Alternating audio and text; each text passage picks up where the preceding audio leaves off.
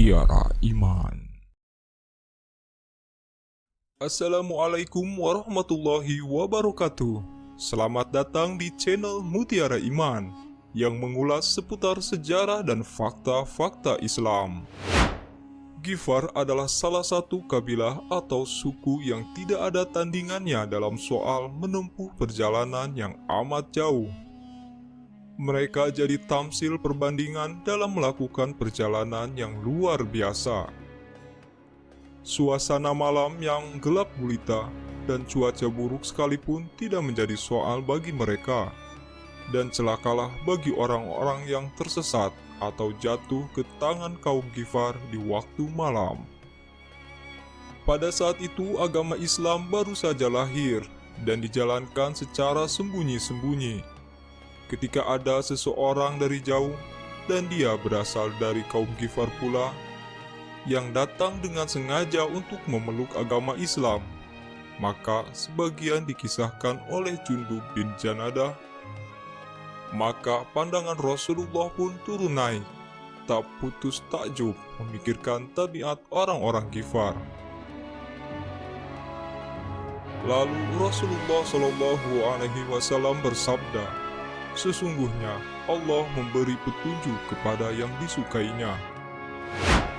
Menurut riwayat, sebelum pertemuan dengan Rasulullah, Jundub adalah seorang yang menentang segala bentuk penyembahan terhadap berhala. Dia mempunyai keyakinan akan ketuhanan, serta iman kepada Tuhan yang Maha Esa, lagi Maha Pencipta.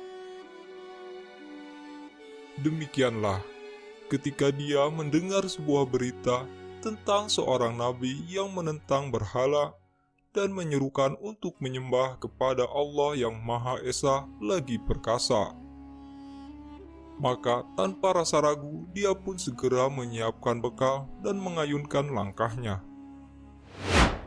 Di kemudian hari, Jundub bin Janadah dikenal dengan nama Abu Dzar al-Ghifari. Dzar sebenarnya adalah sebuah nama dari putra Jundub yang tertua, sementara Al-Ghifari merujuk pada suku Ghifar. Abu Dzar pun telah masuk Islam tanpa ditunda-tunda. Urutannya di kalangan muslimin adalah yang kelima atau keenam. Jadi dia telah memeluk Islam pada hari-hari pertama, hingga keislamannya termasuk dalam barisan terdepan. Ketika itu Rasulullah menyampaikan dakwah secara sembunyi-sembunyi. Kemudian dibisikannya ajaran Islam kepada keenam orang tersebut, termasuk pada Abu Dzar al-Ghifari. Dalam kondisi tersebut, tidak ada yang dapat dilakukan oleh Abu Dzar selain memendam keimanannya di dalam dada. Namun sebenarnya Abu Dzar adalah seorang yang berwatak radikal dan revolusioner, sehingga sudah menjadi tabiatnya menentang kebatilan dimanapun dia berada. Saat ini kebatilan terlihat di depan matanya.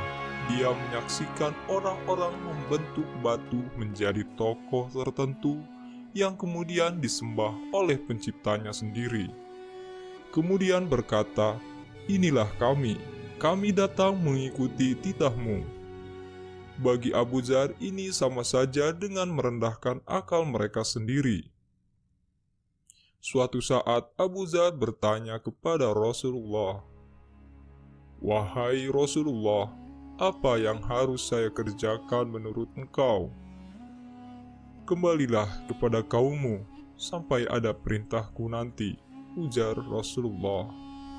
"Demi Tuhan yang menguasai nyawaku, aku tidak akan kembali sebelum menerima Islam dalam masjid," kata Abu Dzar. Kemudian Abu Dzar pergi menuju Masjidil Haram dan menyerukan dengan lantang, "Asyhadu an la ilaha illallah wa asyhadu anna Muhammadar Rasulullah." Diriwayatkan, diketahui teriakan itu merupakan teriakan pertama tentang agama Islam yang menentang kesombongan orang-orang Quraisy dan memekakan telinga mereka. Sebagai akibatnya, Abu Dzar mendapat perlakuan yang sudah dapat diduga sebelumnya. Orang-orang musyrik mengepung dan memukulinya hingga dia roboh. Seorang perantau asing yang di Mekah, dia tidak memiliki saudara serta jauh dari kaumnya maupun pembela. Namun dia berani dengan lantang meneriakkan tentang agama Islam tanpa keraguan. Itulah Abu Dzar al-Ghifari. Kemudian Abu Dzar pun pulang ke kampung halamannya, di mana Bani Ghifar beserta sanak keluarganya berada. Abu Dzar pun menceritakan kisah pertemuannya dengan sang Nabi utusan Allah, yang menyeru untuk mengabdi hanya kepada Allah yang Maha Esa dan membimbing orang-orang agar berakhlak mulia. Cahaya Islam mulai bersinar di sana. Seorang demi seorang kaum Ghifar mulai masuk Islam. Bahkan usahanya tidak sebatas pada kaumnya semata, tapi dilanjutkan sampai ke suku lain, yaitu suku Aslam. Kemudian di sana pun cahaya Islam mulai bersinar terang. Riwayat lain mengatakan, karena tempat tinggal kaum Bani Ghifar adalah jalur perdagangan bagi orang-orang Quraisy, maka ketika pemukiman Bani Ghifar telah hidup dengan cahaya Islam, mereka pun berdakwah terhadap siapa saja yang melintasi daerah tersebut. Sebuah riwayat menjelaskan bahwa ketika ada rombongan orang Quraisy melintas daerah tersebut, Abu Dzar mengajak mereka untuk masuk Islam. Dan banyak di antara mereka yang masuk Islam karena pengaruh Abu Dzar. Hari demi hari berlalu, Rasulullah telah hijrah ke Madinah dan menetap di sana bersama kaum muslimin. Hingga pada suatu hari di dekat Madinah hadir serombongan kafilah dalam satu barisan panjang. Mereka terdiri baik dari para pengendara maupun pejalan kaki. Mereka tiba di pinggiran kota Madinah dengan kepulan debu yang mengikuti di belakang mereka.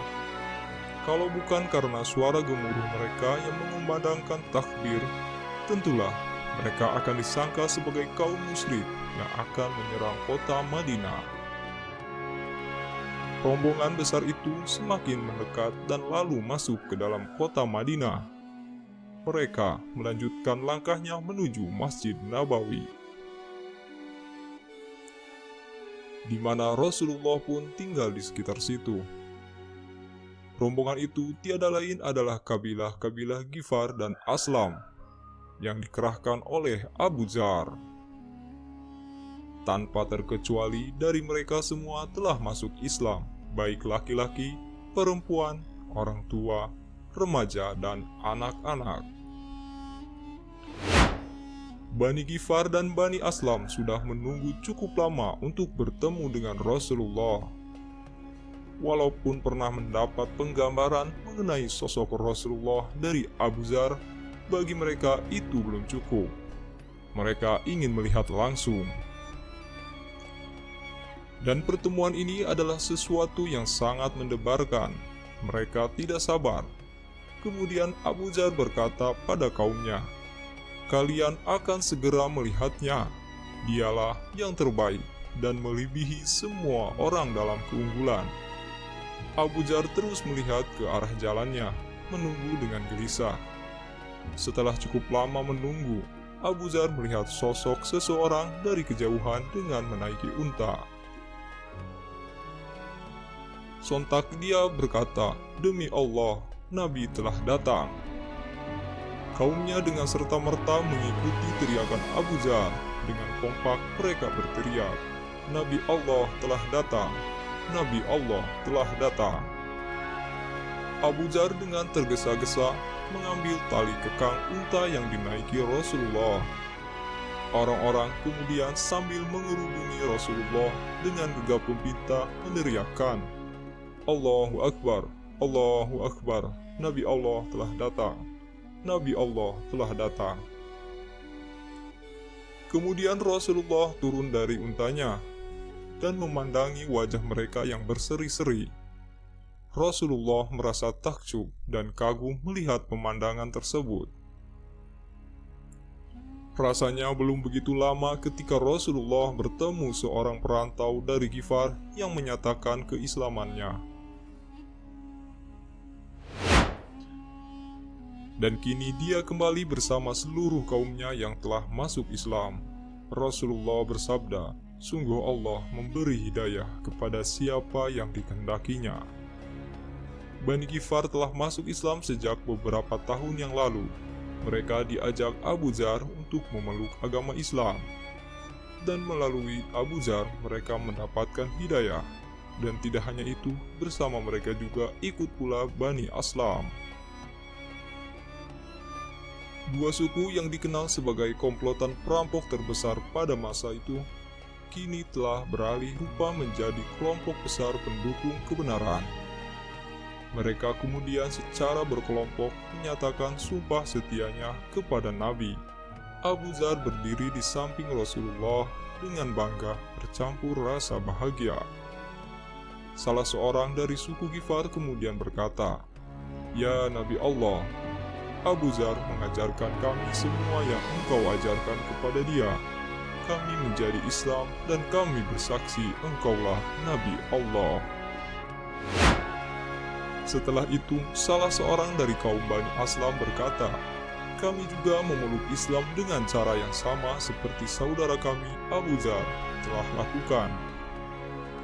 Mendengar itu, Rasulullah menjadi sangat bergembira dan beliau mengangkat tangannya seraya berdoa, "Ya Tuhan pemilik dunia, ampunilah suku Ghifar dan jaga suku Aslam dalam keselamatan." Lalu sambil menoleh kepada suku Ghifar, beliau berkata, "Suku Ghifar telah digofar, diampuni oleh Allah." Kemudian sambil menghadap suku Aslam, beliau berkata, "Suku Aslam telah disalam, diterima dengan damai oleh Allah."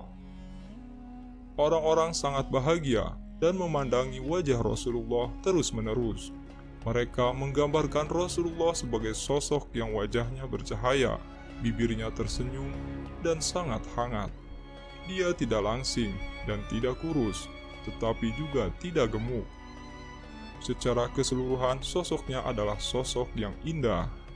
Dan mengenai Abu Dzar, pejuang tangguh murid Rasulullah di awal-awal dakwah Islam ini, Rasulullah mengucapkan sebuah kalimat penghargaan yang begitu tinggi. Sebuah kalimat yang akan terus diingat oleh generasi-generasi selanjutnya. Rasulullah berkata, "Tak akan pernah lagi dijumpai di bawah langit ini orang yang lebih benar ucapannya dari Abu Dzar." Abu Dzar tinggal di Robzah bersama istri dan kedua anaknya. Dzar, anak lelakinya, meninggal terlebih dahulu karena sakit. Tidak lama kemudian, istrinya pun meninggal karena memakan rumput beracun. Abu Dzar pun sama-sama sakit karena sebab yang sama. Robzah merupakan tempat yang terisolir dari peradaban. Tidak ada siapapun di sana, terkecuali Abu Dzar dan keluarganya. Unta yang dulu mengantar Abu Dzar ke Robzah telah disembelih dan dagingnya diawetkan untuk kebutuhan makan sehari-hari.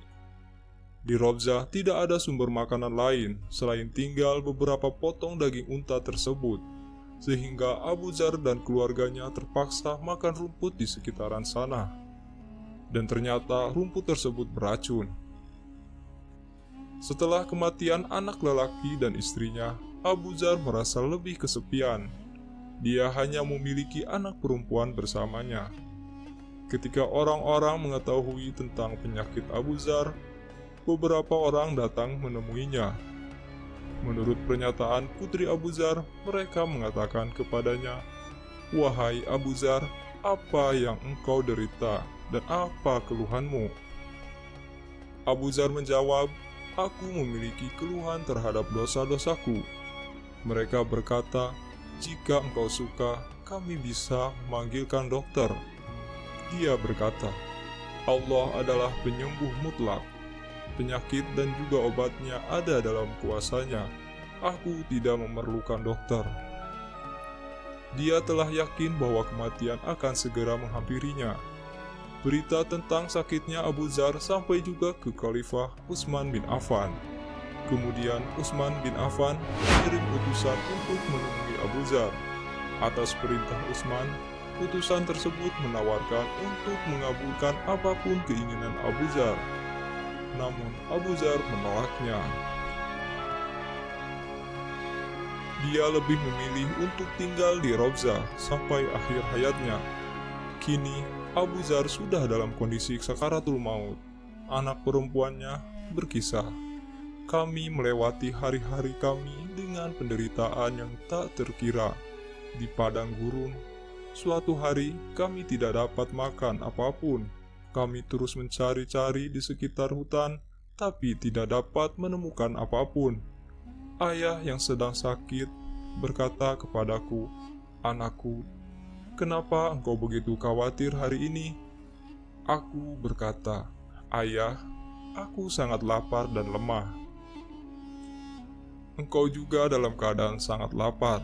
Aku telah berusaha sekuat tenaga untuk mendapatkan sesuatu untuk dimakan, tapi tidak dapat menemukan apapun, sehingga aku merasa tidak enak kepadamu.' Abu Dzar berkata, 'Jangan khawatir, Allah adalah penentu besar urusan kita.' Aku berkata, 'Ayah, ini benar, tapi tidak ada yang terlihat untuk memenuhi kebutuhan kita.' Dia berkata, 'Anakku, pegang aku di bahu dan bawalah aku ke arah itu. Mungkin kita bisa menemukan sesuatu di sana.' Aku memegang tangannya dan mulai berjalan ke arah yang dimintanya. Dalam perjalanan, ayahku memintaku untuk membuatnya duduk di tanah. Aku mendudukannya di atas pasir yang panas. Dia mengumpulkan beberapa pasir dan berbaring dengan kepala di atasnya. Begitu dia berbaring di tanah, matanya mulai berputar dan dia mengalami penderitaan menjelang kematian. Melihat ini, aku mulai menangis dengan suara serak. Kemudian, sambil memegang kendali atas dirinya sendiri, dia berkata, 'Kenapa engkau menangis, anakku?' Aku berkata, 'Apalagi yang bisa aku lakukan, ayah? Di sini adalah padang pasir dan tidak ada satu orang pun yang terlihat di sini. Aku tidak memiliki kafan untukmu dan juga tidak ada penggali kubur di sini. Apa yang akan aku lakukan jika engkau menghembuskan napas terakhirmu di tempat yang sepi ini?' Selanjutnya Abu Dzar berkata, 'Janganlah menangis. Pada suatu hari, ketika aku berada di sisi Rasulullah bersama beberapa orang sahabatnya, aku mendengar beliau bersabda, pastilah ada seseorang di antara kalian yang akan meninggal di padang pasir liar, yang akan disaksikan nanti oleh serombongan orang-orang beriman. Semua yang ada di majelis Rasulullah itu telah meninggal di kampung dan di hadapan jamaah kaum muslimin. Tidak ada lagi yang hidup di antara mereka, kecuali aku. Nah, inilah sekarang menghadapi maut di padang pasir. Maka perhatikanlah olehmu jalan. Siapa tahu, kalau rombongan orang-orang beriman itu sudah datang. Demi Allah, aku tidak bohong dan tidak pula dibohongi.' Kemudian putrinya melanjutkan lagi kisahnya. Dia sedang berbicara denganku saat malaikat maut memandang wajahnya. Ketika ayahku menatapnya, wajahnya memerah dan dia berkata, 'Wahai malaikat maut, di mana saja engkau selama ini? Aku telah menunggumu. Wahai temanku, engkau datang pada saat aku sangat membutuhkan. Wahai malaikat maut, semoga mereka yang tidak berbahagia melihatmu tidak pernah mendapatkan pembebasan. Demi Allah, bawalah aku segera kepada Allah yang Maha Pengasih sehingga aku dapat terbebas dari kesulitan dunia.' Setelah itu dia berkata kepada Allah, 'Wahai pemeliharaku, aku bersumpah dengan keberadaanmu, dan engkau tahu bahwa aku mengatakan kebenaran. Sehingga aku tidak pernah takut akan kematian, dan selalu berharap untuk bertemu denganmu. Setelah itu, keringat kematian muncul di dahi ayahku, dan dia melihat ke arahku.